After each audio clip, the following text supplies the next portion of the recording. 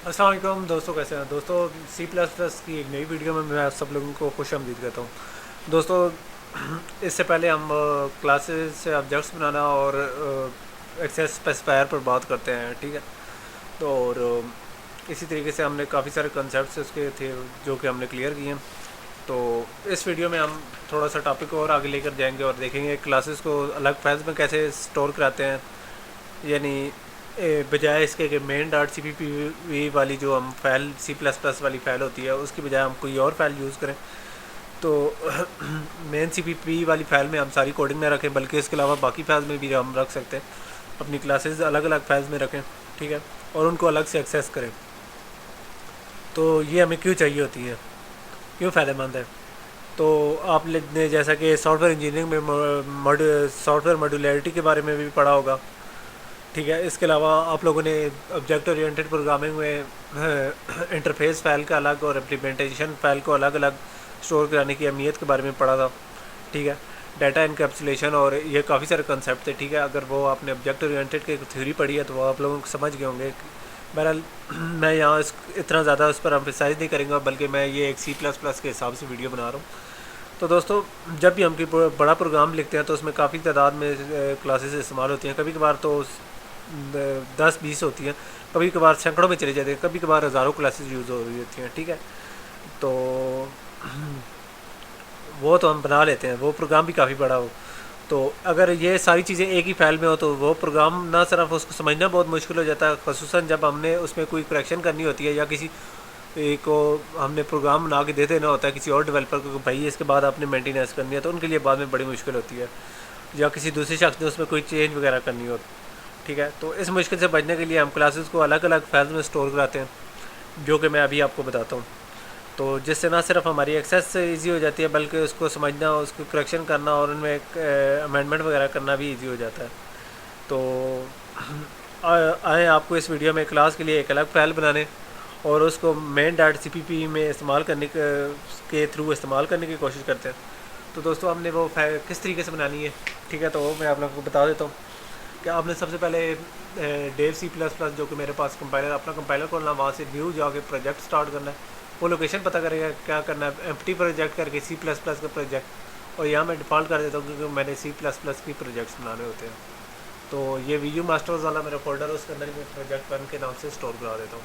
तो ये हमारा मेन प्रोजेक्ट वन का नाम से हमारा स्टार्ट हो गया। तो पहले मैं अपनी मेन फाइल लिखता हूँ, हैश इंक्लूड आईओ स्ट्रीम, ठीक है, यूजिंग नेम स्पेस स्टैंडर्ड। और इसके बाद इंट, चले इंट में मेन कर लेता हूँ। और इसके बाद मैं जनाब इसका फंक्शन की शेप देता हूँ और इस तरीके से हमारा प्रोग्राम होता है। चलो मैं इसे टेस्ट कर लेता हूँ। This is main dot C P P file, ठीक है। और इसको मैंने, सॉरी, ठीक है। और अब मैं इसको सेव करने की कोशिश करता हूँ तो ये पता करेगा कि इस फाइल का क्या नाम देना है। तो ये एक सी पी पी फाइल होगी जो हमारा मेन फंक्शन होगा, तो उसको मैं मेन के नाम से करा देता हूँ। तो यहाँ ये फाइल का नाम शो हो रहा है, main dot C P P. तो यहाँ तक हमने मेन फंक्शन जो अपनी क्लास का है वो बना लिया। तो अब मैं चाहता हूँ कि एक नई क्लास बनाऊँ। तो नई क्लास कैसे बनेगी, वो फाइल में जाके न्यू, और यहाँ से हम एक नई क्लास बनाएंगे जो कि एक अलग फाइल में स्टोर करा के मैं आप लोगों को दिखाऊंगा। तो उस क्लास का नाम क्या है, उसका नाम है बुक्स, ठीक है। अगर उसके साथ ही आपने सिस्टम से कंस्ट्रक्टर या डिस्ट्रक्टर बनवाना है तो वो आप यहाँ से यूज़ कर सकते हैं।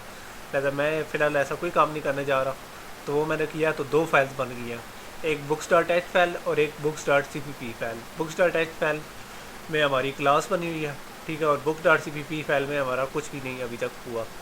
तो ये क्या है, तो वो मैं आपको साथ साथ बताता हूँ, ठीक है। तो हम लोगों ने इस तरीके से अपनी एक क्लास बना ली। अब इन क्लासों को, इस हेडर फाइल को स्टोर कराता हूँ तो वो पता करेगा कि हेडर फाइल का क्या नाम है। मैंने बुक्स ही बता दिया। अब books dot C P P को भी सेव करा देता हूँ, ये भी सेव हो गई, ठीक है। तो कंट्रोल एस से मैंने ये सेव कराई है। तो ये दोनों फाइल्स क्या होती हैं, तो बुक्स डॉट हेडर फाइल, ये वाली फाइल ये हमारी हेडर फाइल है, और books dot C P P ये हमारी मेन फाइल, इम्प्लीमेंटेशन फाइल या जैसे सोर्स फाइल कहते हैं वो फाइल है। तो इन दोनों का काम क्या होता है। बुक्स डॉट हेडर फाइल में हमारी क्लास की जो प्रोटोटाइपिंग होती है वो स्टोर होती है, यानी क्लास की जो भी डिक्लेरेशन होगी, जैसे ये यहाँ कोई इसकी कोई इंटीजर वेरिएबल वगैरह होगा वो हमारी हेडर फाइल में होगा। और जो भी सोर्स फाइल होती है या तो उसमें जो भी इसके मेंबर फंक्शंस होते हैं उनकी डेफिनेशन स्टोर होती है, जो कि मैं आपको बाद में करके दिखाता हूँ। ठीक है, तो जैसा कि फंक्शन प्रोटोटाइपिंग क्या होती है, जैसे कि हेडर की फाइल की बात करें तो ये मैंने फंक्शंस के दौरान ये इस बात पर जिक्र किया था कि फंक्शन की प्रोटोटाइपिंग क्या होती है। बहरहाल इस आज हम इसी कंसेप्ट को दोबारा इस्तेमाल करते नज़र आएंगे। तो जैसा कि मैंने प्रोटोटाइपिंग में आप लोगों को फंक्शन का प्रोटोटाइप मेन फंक्शन के ऊपर बना के दिखाया था। ठीक है, और फंक्शन की जो डेफिनेशन थी या जो कुछ काम कर रहा होता था जिसे डेफिनेशन कहते हैं, जो CPP फाइल में स्टोर होगी, वो अमूमन मैंने आपको मेन के बाद लिख के दिखाया था। ठीक है, तो यही काम हमारी हेडर फाइल कर रही है। ठीक है, तो इसमें हमारे सारे जो फंक्शन हैं उनकी प्रोटोटाइपिंग होगी, और बुक्स डॉट CPP फाइल जो हमारी फ़ाइल है उसमें उनकी कोडिंग लिखेंगे। तो मैं आपको बुक्स डॉट हेडर में थोड़ी सी प्रोटोटाइपिंग करके दिखाता हूँ। ठीक है, तो ये हमारी क्लास बुक्स है, पब्लिक वेरिएबल मैं कोई आप लोगों को कराता हूँ, ये प्रोटेक्टेड मैं ख़त्म कर देता हूँ। ठीक है, ताकि for the sake of simplicity. ठीक है, तो इसमें मैं इस तरह का कराता हूँ आपको, इसकी कुछ प्रोटोटाइपिंग या करा के दिखाता हूँ। जैसे कि हमारी बुक की होती है एक book ID, and book ID. ठीक है, उसके बाद हमने कुछ फंक्शन बनाए थे लास्ट वीडियोस में कि सेट बुक आईडी और गेट बुक आईडी, तो वो भी मैं करा देता हूँ। वर्ड सेट बुक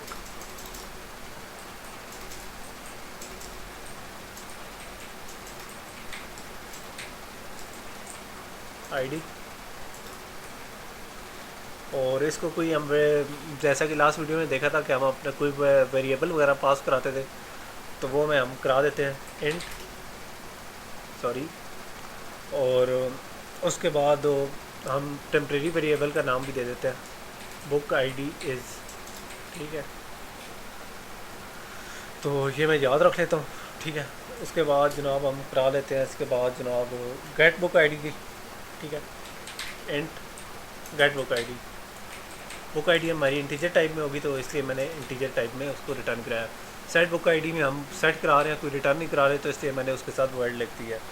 इस तरह हमने प्रोटोटाइपिंग कर ली है इस बुक क्लास की। ठीक है, तो इसको मैं सेव कर लेता हूँ। ठीक है, तो अब मैं इस तरह करता हूँ कि इस सोर्स फाइल में जाके अपना कोड लिखता हूँ। ठीक है, तो जैसा कि कोड किस तरीके से लिखना है, तो वो मैं आप लोगों को यहाँ से सेट बुक आईडी वाला पहले कोड लिख लेता हूँ। तो जनाब वो मैंने यहाँ लिख दिया। तो इसके साथ साथ मैं गेट बुक आईडी का भी खोल लेता हूँ और इनकी कोडिंग भी आप लोगों के सामने करा देता हूँ। ये वाली लाइन ख़त्म करके यहाँ मैं एक फंक्शन की शेप दे देता हूँ इसे। ठीक है, सेट बुक आईडी को। इसी तरीके से गेट बुक आईडी हमारी, उसको मैं इसी तरह एक शेप दे देता हूँ फंक्शन की। इसको मैं थोड़ा पीछे कर लेता हूँ। ठीक है, ठीक है, और इस तरीके से मैंने दो फंक्शन बना लिए, सेट बुक आईडी और गेट बुक आईडी।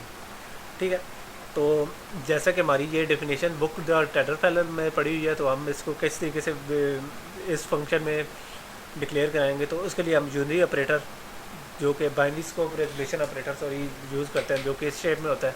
उससे पहले हम क्लास का नाम लिख देते हैं, जैसे कि बुक्स है हमारी हेडर फाइल और ये सारा कुछ। इसी तरीके से गेट बुक आईडी का भी हम यहाँ से बाइनरी ऑपरेटर यूज़ करके इसका एड्रेस दे देते हैं, जो कि यहाँ शो हो जाएगा। ठीक है, तो इस तरीके से हमें ये दोनों मिल गया। तो अब इसके अंदर जो थोड़ी बहुत कोडिंग है वो हम करते हैं। ठीक है, तो वो हमने सेट बुक आईडी के अंदर किस तरीके से कोडिंग करनी है, तो वो हमने लिखना है book ID is equal to, ठीक है, और गेट बुक आईडी का हम किस तरीके से रिटर्न कराते हैं, रिटर्न बुक आईडी। ठीक है, इस तरीके से हमने रिटर्न करा दी है। तो इस तरीके से हमारी इम्प्लीमेंटेशन फाइल भी बन गया और हमारी हेडर फाइल में ये डेफिनेशन भी पड़ गया। यानी इनमें कोई इम्प्लीमेंटेशन नहीं है, जबकि books dot C P P में हमारी इम्प्लीमेंटेशन है। इस तरीके से हमने बुक्स एक क्लास की 2 फाइल्स बना ली हैं, एक इम्प्लीमेंटेशन फ़ाइल और एक उसकी प्रोटोटाइपिंग वाली फ़ाइल या एडर फाइल। ठीक है, तो अब main dot C P P में जाते हैं। ठीक है, तो जहाँ हमने देखा है कि यहाँ ऊपर एक कोड लिखा हुआ है, H include I string using name space standard library. तो इसको इस तरह करते हैं, कॉपी करके हम अपनी जो मेन फाइल है हेडर फाइल उसमें भी डाल लेते हैं, जो कि यहाँ है। तो इसके टॉप पर हम डाल लेते हैं ताकि कोई इशू ना हो, या इसके नीचे भी हम डाल सकते हैं, कोई इतना इशू नहीं है। तो हमने ये डाल दिया। तो अब इस तरह करते हैं कि books dot C P V file खोलते हैं, इसका ये hash include books dot H वाला जो फाइल है इसको कॉपी करते हैं। ठीक है, जो कि हमारा बताता है कि हेडर फाइल में हमारी प्रोटोटाइपिंग है। तो ये चीज़ हम साथ साथ main dot C P P को भी बता देते हैं कि हमारा हेडर फाइल है, और ये कैसे काम करेगा वो मैं आप लोगों को बता देता हूँ। ये बताएगा कि हमारी हेडर फाइल को रेफरेंस लो, और हमारी हेडर फाइल अगली फाइल्स का books dot C P P या जो भी है वो खुद ब खुद बता देगी। ठीक है, तो यही हमारा सारा कंसेप्ट था। तो ये हम हेडर फाइल में हमने प्रोटोटाइपिंग कर लिया अब, और जो books dot C P P है उसमें इम्प्लीमेंटेशन करा लिया। ठीक है, तो इसके साथ साथ तो इसको मैं सेव कर लेता हूँ। ओह सॉरी,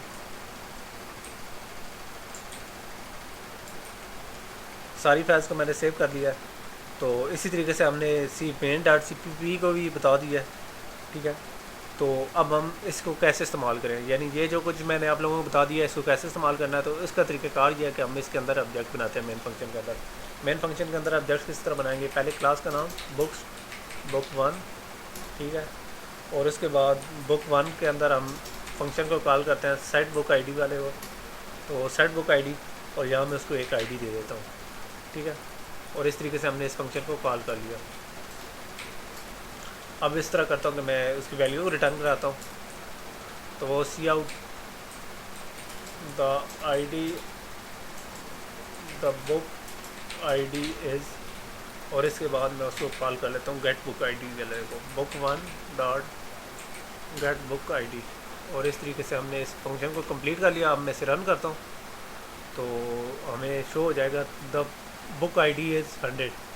ठीक है, तो यहाँ मैं स्पेस दूंगा तो ये ज़्यादा क्लियर हो जाएगा।